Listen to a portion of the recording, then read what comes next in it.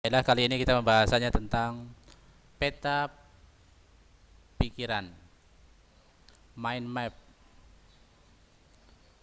Tujuan kita membahas tentang ini yaitu agar kita dapat memahami pentingnya peta pikiran serta dapat membuat suatu peta pikiran untuk meningkatkan prestasi belajar.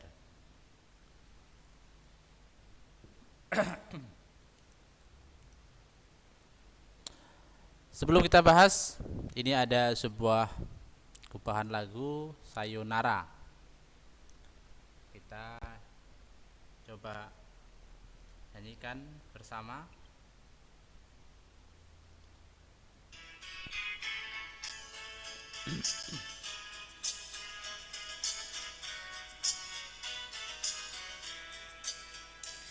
Ayo belajar, ayo.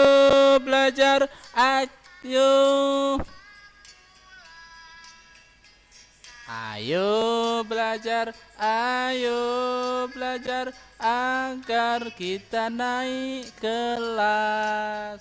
Buat apa malas, malas itu tak ada gunanya. Buat apa malas, malas itu tak ada gunanya.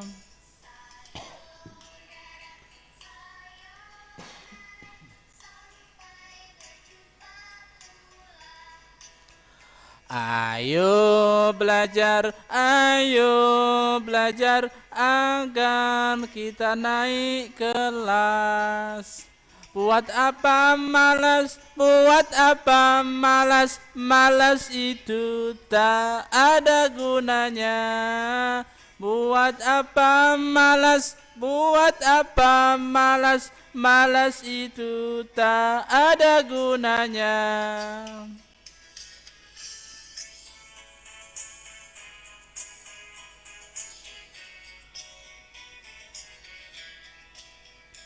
Ayo belajar agar kita semua pintar. Ayo belajar agar kita naik kelas. Buat apa malas itu tak ada gunanya. Buat apa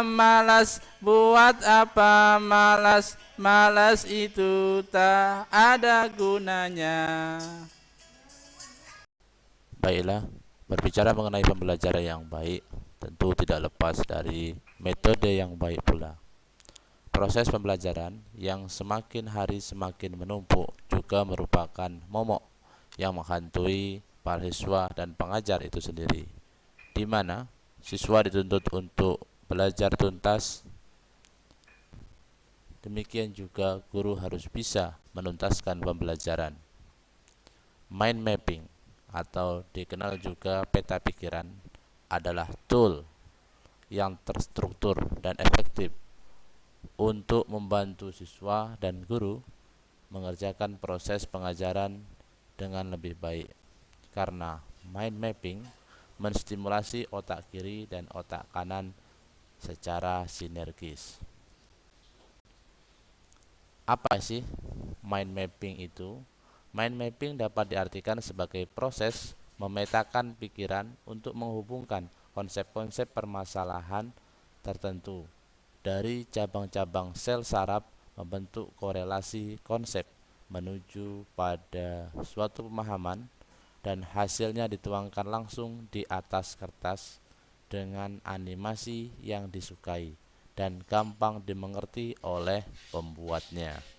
Sehingga tulisan yang dihasilkan merupakan gambaran langsung dari cara kerja koneksi-koneksi di dalam otak. Mind mapping adalah cara mengembangkan kegiatan berpikir ke segala arah, menangkap berbagai pikiran dalam berbagai sudut.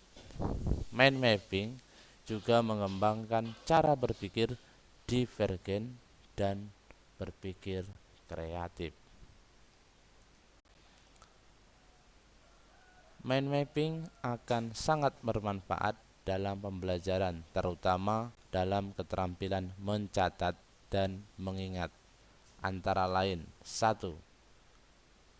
Mind mapping akan membantu dengan kemampuan otak untuk berkonsentrasi. Kedua, memungkinkan esensi materi menjadi jelas. Ketiga, secara visual relatif lebih jelas urutan dan informasinya. Keempat, membuat sambungan antara ide-ide untuk mudah dilihat. Yang kelima, meningkatkan daya ingat menjadi long term memory. Keenam, meningkatkan keyakinan kita dalam kemampuan kita untuk belajar. Ada beberapa manfaat metode pencatatan menggunakan mind mapping. Antara lain, 1. Tema utama terdefinisi secara sangat jelas karena dinyatakan di tengah level. Yang kedua, level keutamaan informasi teridentifikasi secara lebih baik. Informasi yang memiliki kadar kepentingan lebih diletakkan dengan tema utama. Ketiga, hubungan masing-masing informasi secara mudah dapat segera dikenali. Yang keempat, lebih mudah dipahami dan diingat. Kelima, informasi baru setelahnya dapat segera digabungkan tanpa merusak keseluruhan struktur mind mapping, sehingga mempermudah proses pengingatan. Keenam, masing-masing mind mapping sangat unik sehingga mempermudah proses pengingatan. 7. Mempercepat proses pencatatan karena hanya menggunakan kata kunci.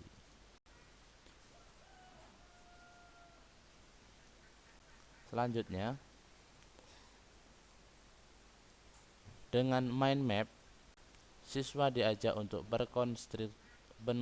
mengkonstruksi pengetahuan secara kreatif sesuai dengan apa yang dipahami, sehingga bukan menjiplak pengetahuan secara membabi buta. Pertama, siswa dapat memetakan apa yang didiskusikan bersama teman-temannya. Yang kedua, siswa dapat mempetakan tentang proses dan hasil observasi yang dilakukan. Ketiga, siswa dapat mempetakan tentang apa yang dibacanya. Keempat, siswa dapat mempetakan tentang apa yang didengarnya. Kelima, siswa dapat mempetakan juga tentang apa yang harus dipresentasikan di depan kelas. Keenam, siswa dapat mempetakan aneka aktivitas belajar lainnya, baik yang berkenaan dengan perencanaan, pelaksanaan, maupun hasil belajarnya. Lalu bagaimana cara menyusun mind mapping? Yang pertama, di tengah kertas, buatlah lingkaran dari gagasan utama. Kedua, tambahkan cabang dari pusatnya untuk tiap-tiap poin kunci. Gunakan pulpen warna-warni. Ketiga, tulislah kata kunci pada tiap-tiap cabang. Kembangkan untuk menambahkan detailnya. Keempat, tambahkan simbol dari ilustrasi.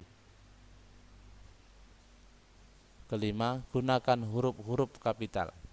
Keenam, tulislah gagasan penting dengan huruf yang lebih besar. Ketujuh, hidupkanlah mind mapping kita. 8. Garis bawahi kata-kata itu dan gunakan huruf-huruf tebal. 9. Bersikap kreatif dan berani. 10. Gunakan bentuk acak untuk menunjukkan poin atau gagasan. 11. Buatlah mind mapping secara horizontal. Ini adalah contoh mind mapping. Nah, dengan tema sukses ujian. Nah, bisa kita perhatikan. Nah, di sini di tengah sukses ujian dengan gambar wisudanya ini. Nah, ada 3 unsur utama yang dibuat. Yang pertama yang berwarna biru, pre-ujian. Nah, ini sebelum ujian. Apa sebelum ujian? Butuh motivasi, modalitas. Nah, belajar. Modalitasnya, modalnya apa? Belajar. Nah, belajar secara visual, auditorial, kinestetik. Kemudian juga butuhkan motivasi, senam otak. Nah, kita senam otak. Nah, ini perhatikan. Nah, ini modal sebelum ujian. Kemudian proses ujiannya. Nah, ini yang cabang dengan warna merah. Proses ujian. Nah, bisa diperhatikan proses ujiannya. Ya, sediakan ini apa? Gambar kopi untuk mengingat-ingat bahwa kita butuh nutrisi. Meringkas, buat mind mapping seperti yang kita pelajari ini. Berdoa, posisi, alfa, jangan sampai, mencatat. Nah, ini proses ujiannya. Terserah, silahkan nanti dicoba bagaimana, apa yang harus dilakukan dan yang lainnya dengan tema-tema yang lain. Kemudian ini masih contoh tema sukses ujian. Setelah ujian apa yang dilakukan? Wah, masih senam, merenung soal-soal dan waktu, bisa atau tidak mengerjakannya, bagaimana mengingat memorinya. Nah, ini adalah konsep untuk mempelajari, untuk mengingat-ingat bagaimana pembuatan mind mapping tentang tema sukses ujian. Semoga dengan gambaran ini kalian bisa, atau kita semua bisa membuat mind mapping untuk setiap kegiatan kita sehingga mempermudah apa yang menjadi tujuan kita. Terima kasih atas perhatiannya. Mudah-mudahan bermanfaat. Assalamualaikum warahmatullahi wabarakatuh. Baiklah, kali ini kita pembahasannya tentang peta pikiran, mind map. Tujuan kita membahas tentang ini yaitu agar kita dapat memahami pentingnya peta pikiran serta dapat membuat suatu peta pikiran untuk meningkatkan prestasi belajar.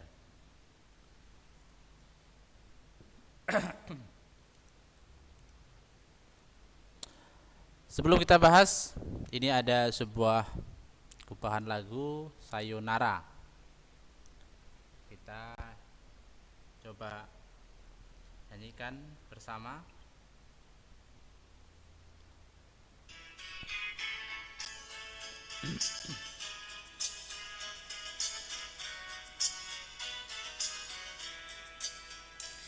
Ayo belajar, ayo belajar, ayo. Ayo belajar, ayo belajar agar kita naik kelas. Buat apa malas, buat apa malas, malas itu tak ada gunanya. Buat apa malas, buat apa malas, malas itu tak ada gunanya.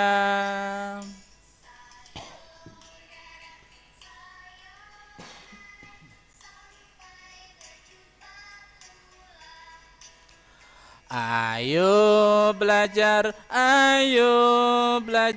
agar kita naik kelas. Buat apa malas, buat apa malas, malas itu tak ada gunanya. Buat apa malas, buat apa malas, malas itu tak ada gunanya.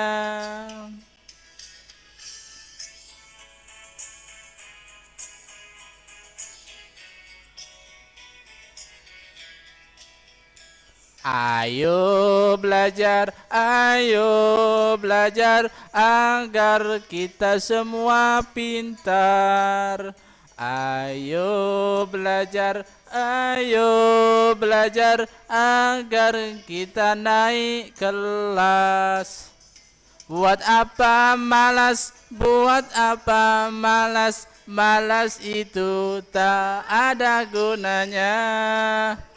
Buat apa malas, malas itu tak ada gunanya.